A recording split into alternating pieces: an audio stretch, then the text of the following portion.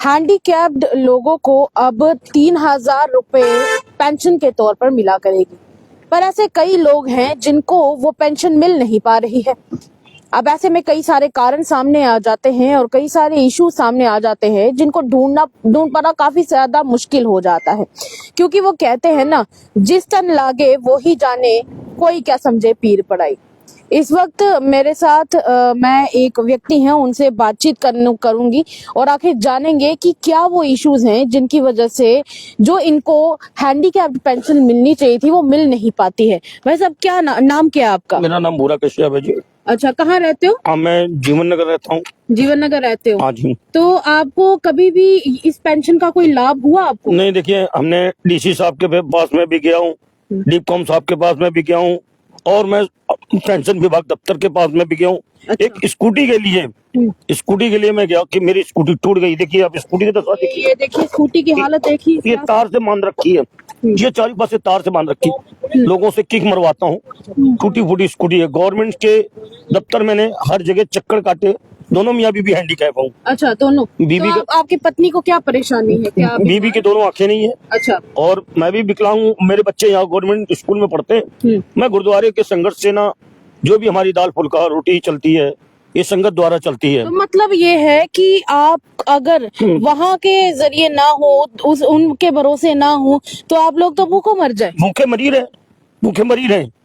सरकार, देखिए, न सरकार ने हमको पेंशन दी है, कोई भी सरकार ने ना अभी तक मेरे को पेंशन दी है, ना कोई सरकारी सुविधा मिलती है कोई गवर्नमेंट से।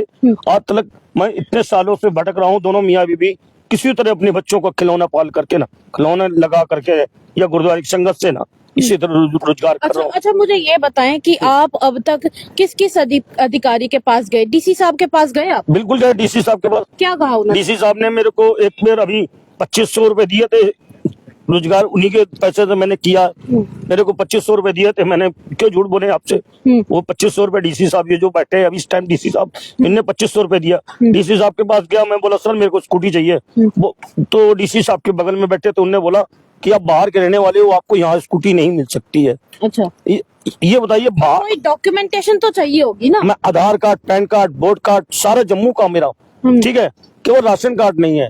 राशन कार्ड नहीं है तो क्या मतलब डीसी साहब के पास इतना पावर नहीं है कि हमको एक स्कूटी दे सकते हैं। स्कूटी उनके पावर में, एक साइन पे सारा काम हो सकता है ना। मगर आज तक हमको स्कूटी के लिए हमने सभी अधिकारियों के हाथ जोड़ लिया, किसी ने भी मेरे को स्कूटी का किसी ने कोई मदद नहीं की है। अच्छा, डीसी साहब का तो आपने बता दिया कि उनके पास गए थे, और किसके पास गए आप? डिपकॉम साहब के पास में भी गया था मैं। अच्छा, डिपकॉम साहब के पास भी गए? वहाँ पर भी क्या हुआ? धक्के लगे सिर्फ? उनने भी मना कर दिया था कि स्कूटी नहीं मिल पाएगी। मैं फिर विकलांग दफ्तर गया, विकलांग दफ्तर वालों ने भी मना कर दिया। सारे जितने भी बड़े अफसर हैं, इन लोगों ने मना कर दिया कि आप बाहर के रहने वाले हो, आपको कुछ नहीं मिल सकता। तुमने चलो ठीक है भाई, नहीं मिल सकता है। चलो 370 तो टूट गई है, उसके बाद तो आप लोगों को डोमिसाइल तो आपका बना होगा ना? डोमिसाइल मैम बनवाया नहीं था मैंने, मेरे राशन कार्ड मांगते, जहाँ भी जाता हूँ राशन कार्ड मांगते। अच्छा, पहले राशन कार्ड? हाँ, राशन कार्ड। तो राशन कार्ड गवर्नमेंट ने अभी खोला नहीं है, तो मैंने डीसी साहब से बोला सर मेरा राशन कार्ड के लिए भी अप्लाई करानी है मुझे। उसके लिए भी नहीं हुआ, मेरा कुछ भी नहीं हुआ अभी तक। कुछ भी नहीं हो पाया? तो अभी तो हमने सुना है कि उमर अब्दुल्ला सरकार की तरफ से निर्देश दिए गए हैं खास तौर पे कि 3,000 रुपए सभी हैंडीकैप्ड लोगों को दिए जाने चाहिए। क्या आपको लगता है कि उससे कुछ हो पाएगा या धक्के ही खाने पड़े? देखिए मैडम जी, कोई भी सरकार आए, मेरे घर में जब चूल्हे में रोटी नहीं होगी तो किसी सरकार ने मुझे आज तक रोटी नहीं दी है। मैं खुद के कहता हूँ, आज तक मैं स्कूटी के लिए, ये गुरुद्वारे की संगत ने मुझे स्कूटी, आम पब्लिक ने लेकर मुझे दी है। मेरे बच्चे इसी स्कूटी से पढ़ते हैं गवर्नमेंट स्कूल में।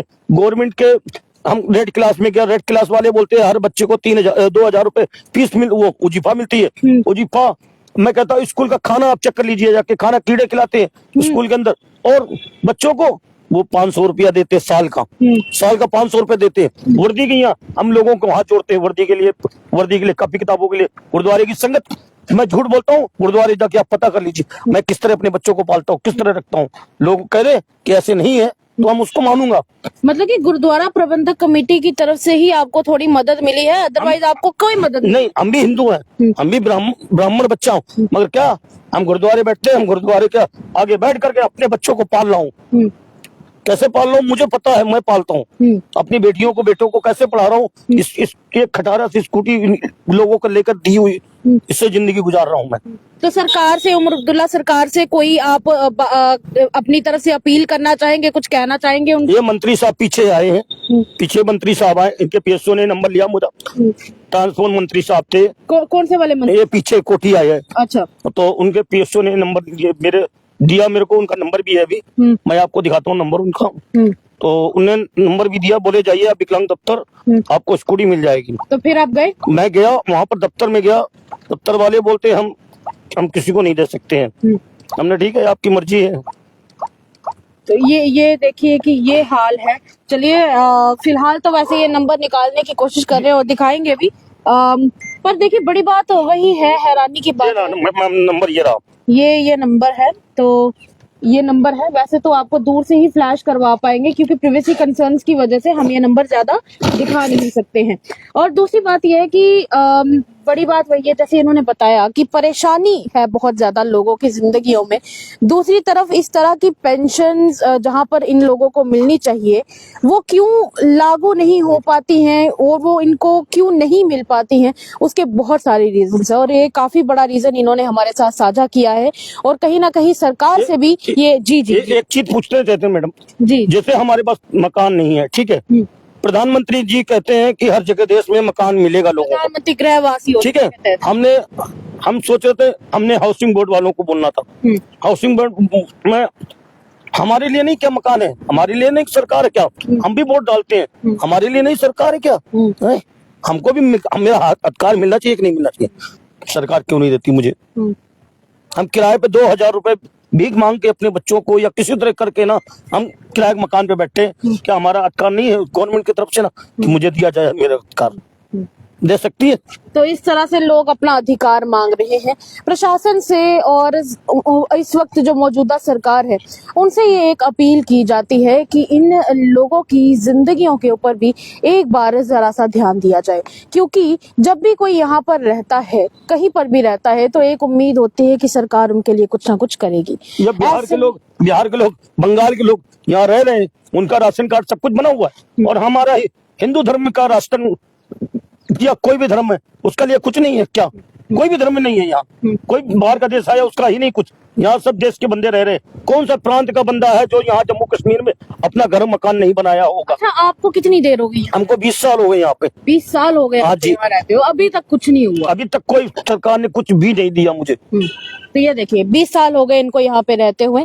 अब आखिर में वही बात आ जाती है कि एक अपील रहेगी मौजूदा सरकार और एडमिनिस्ट्रेशन से कि इस तरह से इन लोगों की कोई ना कोई सहायता की जाए। फिलहाल के लिए इतना ही। इस वीडियो को ज्यादा से ज्यादा शेयर कीजिएगा और बताइएगा कि क्या आपको भी लगता है कि ये लोग पेंशन जो इनको मिलनी चाहिए, हैंडीकैप पेंशन, उसको डिजर्व करते हैं या नहीं करते हैं। अपने सपोर्ट के लिए आप इस वीडियो को शेयर कर सकते हैं। फिलहाल के लिए इतना ही। मुझे और मेरे सहयोगी सेवाराम को दीजिएगा इजाजत। देखते रहिए तमाम अपडेट्स के लिए द अर्थ न्यूज।